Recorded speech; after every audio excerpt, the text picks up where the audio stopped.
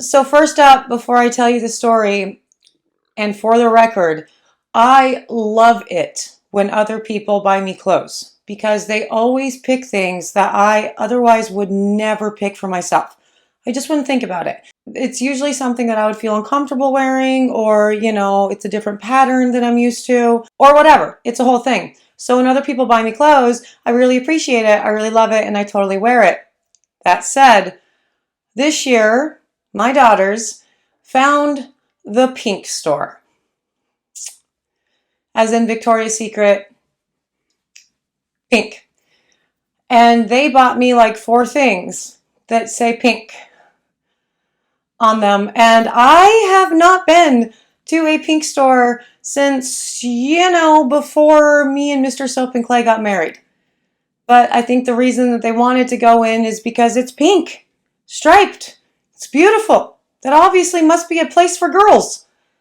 And then I imagined my very young, very small daughters walking around the pink store with Mr. Soap and Clay, who is not fazed by any of this. Like, he's not going to be the nervous one or whatever, but them just walking around all this lingerie going, I don't know what to get Mom. And thankfully, they decided on, shirts, which was great, but I'm wearing pink. And I'm very excited about it. And this one came from Soap and Clay Kidlet number 2, I think. And I love it.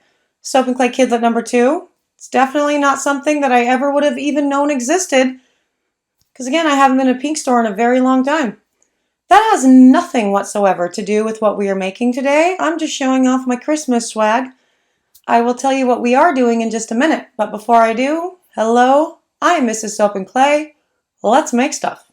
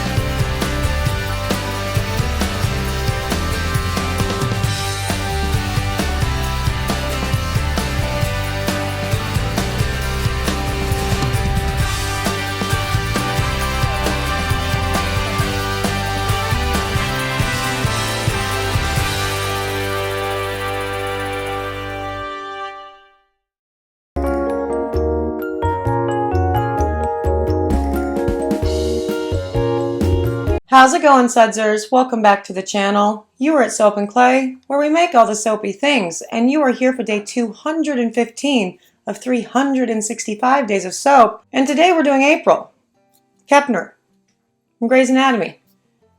And I hate that chick, like, so much. She is so annoying, and it sucks. They had so many cool things that they could have done with this character, and they chose to make her Kepner. And Kepner is just Kepner. And it's a lot.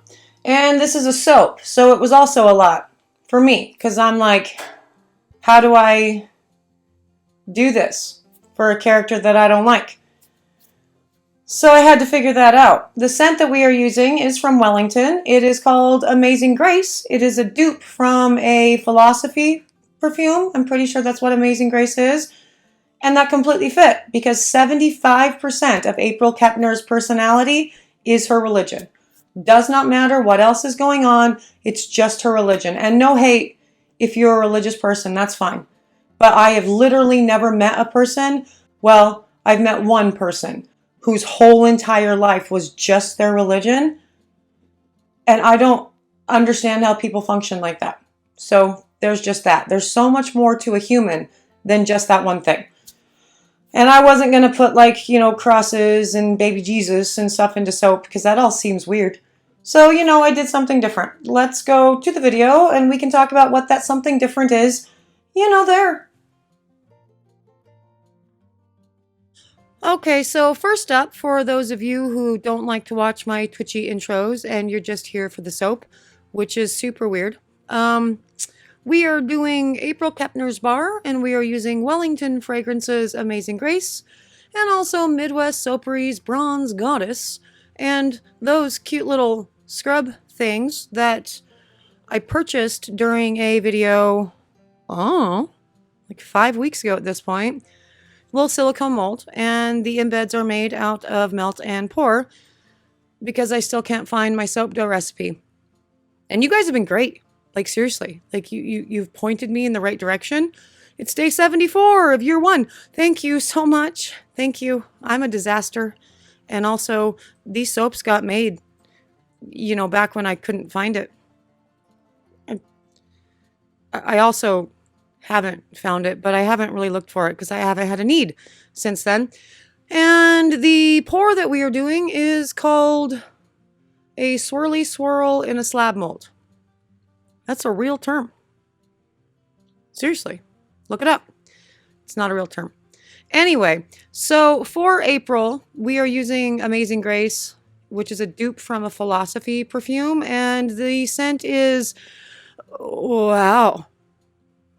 It's very sweet, and it has a lot of baby powder in it. So if you are into those sorts of things, it's great for you. You should do that for sure. It's definitely a lot of baby powder, which I guess makes sense for a scent called Amazing Grace. Weirdly, I don't know why. And we are going to be doing, again, a swirl in a slab mold, and then putting those little embeds on top of the swirl and calling it a day. Probably after we see pop and gel, because I see pop and gel everything. Also, someone asked me in the last week or so in the comments about whether or not I've ever shown my custom oven that Mr. Soap and Clay made for me in a video. And I have not, actually. I should do that. So it's on the list. It's actually on the list for a video that, well, it's 2 videos. One is easy to do, a new soap shop tour. And I can also show you the oven at that point, no problem. But the second is kind of a goodbye to the soap shop on 6th Ave. And that one's a lot harder to do. Because it actually involves a whole lot of memories and videos and pictures and clips from my daughters. And that's crazy because I spent a ton of years in a brick and mortar. And wow, we've got some racing going on there. Okay. All right. So Amazing Grace rices. That's good to know. Let's go pour this before it gets really super weird. Yeah? Cool. Okay, and on to the pour of this while I finish my thought from the last slide, which was the making of the Goodbye Soap Shop on 6th Ave. I have tried to make that video like 18 times. I've got the footage out, I start editing things in, and I just start crying because it's a lot of memories. The rememory process is a lot. Really, because it's all the old soap apprentices, it's all of the kiddos that have come through that I've been able to teach for bath bomb classes, and it's obviously, most importantly, my own kiddos and their life in the soap shop because they literally grew up there. They have no memory of mommy without a brick and mortar. None. Now, as I said, you know, at the end of 2021 in multiple videos, me giving up the retail space was a huge win for me. And not because it wasn't making money, but because it wasn't bringing me joy. And that said, as I start going through all this footage, I find all of this joy again that admittedly I haven't been able to really experience the way that I was used to, you know, in the last 2 years because, you know, COVID. And yeah, see, so this is the very technical, it's a swirly swirl in a slab mold, real term. Look it up. And I start going through this and I start going through the kidlets from, you know, knee high to a grasshopper. Love that phrase, actually. And I get very weepy. And so again, I have tried to do this this video so many times, and I can't. But once I can actually emotionally manage that, I will do that video and also give you a shop tour and show you the oven that people have been asking about, in which I C-pop and gel everything, the oven that Mr. Soap and Clay made. Okay, good. I have managed to get through like multiple minutes of this video without talking about April Kepner. No. Because April Kepner bothers me. Like, she just bothers me. And I've already told you why. Kinda. You know, like, I don't understand her.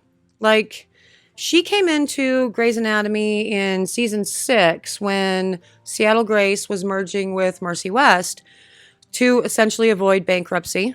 And they were going with a new business model that meant less time with patient care and let's just get as many patients, in and out as we possibly can. Which, later Dr. Weber and Dr. Torres do a little sting operation for one of the other hospitals that had been bought out by and acquired by whatever. And they decide that it's a bad idea. But anyway, April Kepner comes in with Jackson Avery and Charles and was Joe in that? Maybe Joe was in that. And a few others that I actually really liked and whose names I can't remember anymore because they left really quickly. And so it becomes this big competition between the interns because they know that not all of them are going to have a job at the end of the season. And so they're getting weird and petty and it's all weird. And Kepner is just so very obsessed with having crushes on everyone because she did. She had crushes on everyone. Dr. Shepard, which, why do you have to do that? Why does there always have to be like a love quarrel type thing, right? Like, it's like the whole thing with Ross and Rachel. That was the most annoying thing on Friends ever. Like, of course, just get together. And this would not be with Kepner and McDreamy. This would be with Meredith and McDreamy. Just give it up. You guys are together and always will be so. Stop doing this to your audience. This is, bad writing. Anyway, she had a crush on everyone. She was very, very religious, and so she would act on nothing until she did eventually act on something, and she had sex with Jackson Avery and then bombed her medical boards, which meant she wasn't going to be a doctor anymore, which meant nobody wanted to give her her fellowship to, be an official big doctor with a surgical specialty. And, like, that in and of itself is, like, it's lame. I don't know why people continue to typecast religious folk this way.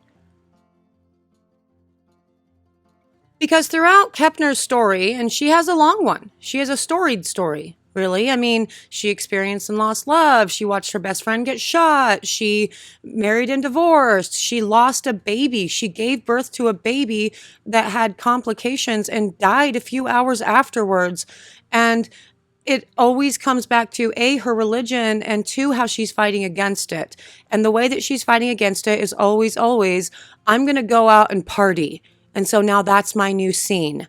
And I hate the way the media, everybody, always, falls into that ridiculous trope when it comes to religious people. Like, it's full religiosity, or it's I'm going to party and ruin my life. That's not accurate. That's not how that works. And I do, in fact, believe that you can have a healthy relationship with God and also a healthy relationship with any number of other things in your life. You don't have to go off the deep end with both or either or whatever. But that's 100% of all of the story conclusions of April Kepner. That's where it always ended up being, which is why it's like 75% of her personality. Because the other things that she experiences, it's about 25% of her life. But those are big things, and she always ends up just going back to, my Jesus, my God. And the way that she reacts to that is always unhealthy.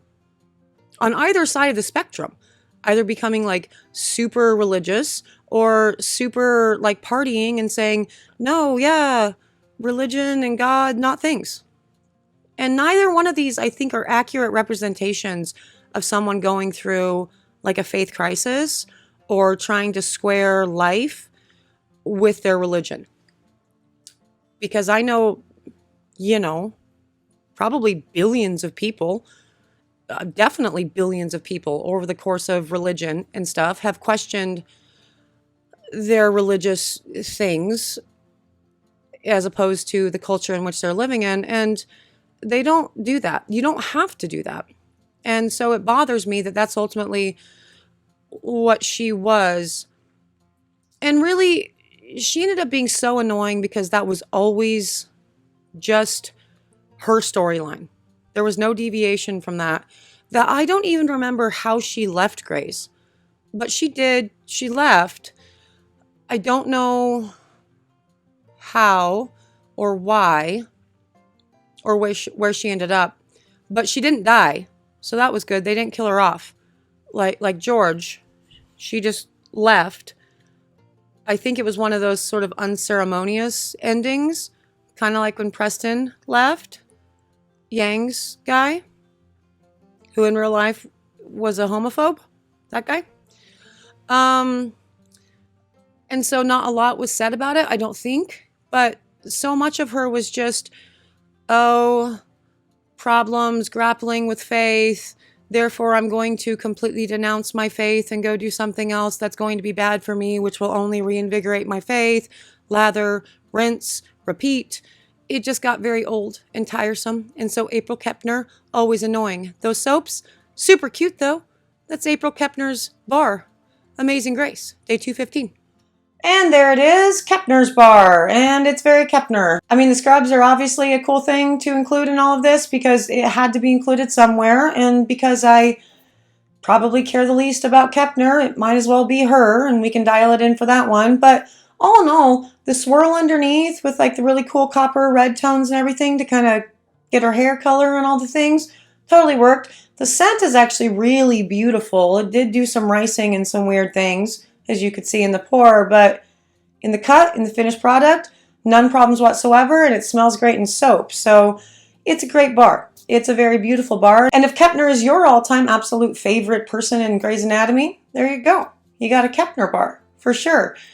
But if you were interested in actually picking up this Kepner bar, or, the bath bombs that we did yesterday, you can't do so. Soapandclay.com is still shut down. We are taking a break for sure. We are making a new website, and I will let you guys all know when that is done and when I want to start selling again. But for now, I don't want to. So there's that. If you're interested in seeing what else we do for the rest of the Grey's Anatomy line, though, you should do that. Like, subscribe, do the things. That's how you get notified. And by the time we're done with this series, the website will be back up and running, for sure. For my sudsers who have subscribed and done all those things, hey, thank you. I appreciate you oh so very much. That is true each and every day. Today is no exception. I am out of here for today, but I will see you guys all again tomorrow for another round of soapy fun. Bye.